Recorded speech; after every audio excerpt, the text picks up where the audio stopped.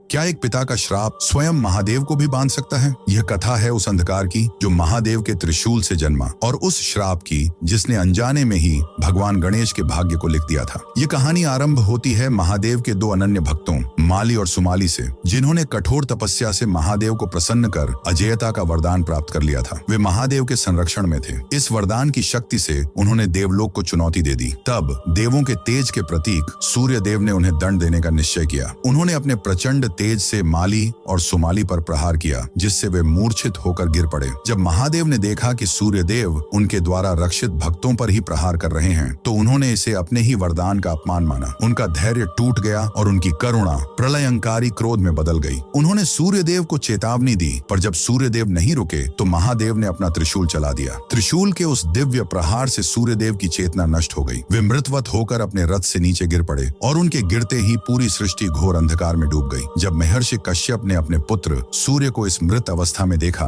तो उनका हृदय करुण विलाप से फट पड़ा। उस पुत्र शोक की पीड़ा में उन्होंने महादेव की ओर देखा और श्राप दे दिया। उन्होंने कहा, हे महादेव, जैसे आज आपके प्रहार के कारण मेरा पुत्र इस अवस्था में है और मैं एक पिता के रूप में रो रहा हूँ, वैसे ही एक दिन आप भी अपने ही हाथों से अपने पुत्र का मस्तक काटेंगे। ये सुनकर देवलोक कांप उठा। जब महादेव का क्रोध शांत हुआ तो उन्हें अपनी भूल का और उस श्राप की भयावहता का बोध हुआ। उन्होंने तुरंत अपनी शक्ति से सूर्य देव को पुनः जीवित कर दिया और सृष्टि में प्रकाश लौट आया। पर महर्षि कश्यप का श्राप वह व्यर्थ नहीं जा सकता था। महादेव ने उसे कोई चुनौती नहीं दी, बल्कि कर्म के अटल विधान का सम्मान करते हुए उसे स्वीकार कर लिया। और इसी श्राप के प्रभाव के कारण कालांतर में महादेव को अनजाने में ही अपने पुत्र बाल गणेश का सिर धड़ से अलग करना पड़ा। यह कथा हमें सिखाती है कि कर्म का विधान इतना अटल है कि जब स्वयं महादेव भी क्रोध में उसे भंग करते हैं तो उसका परिणाम उन्हें भी भोगना पड़ता है। उस महादेव के सम्मान में जो कर्म के विधान का भी सम्मान करते हैं, कमेंट्स में हर हर महादेव अवश्य लिखें।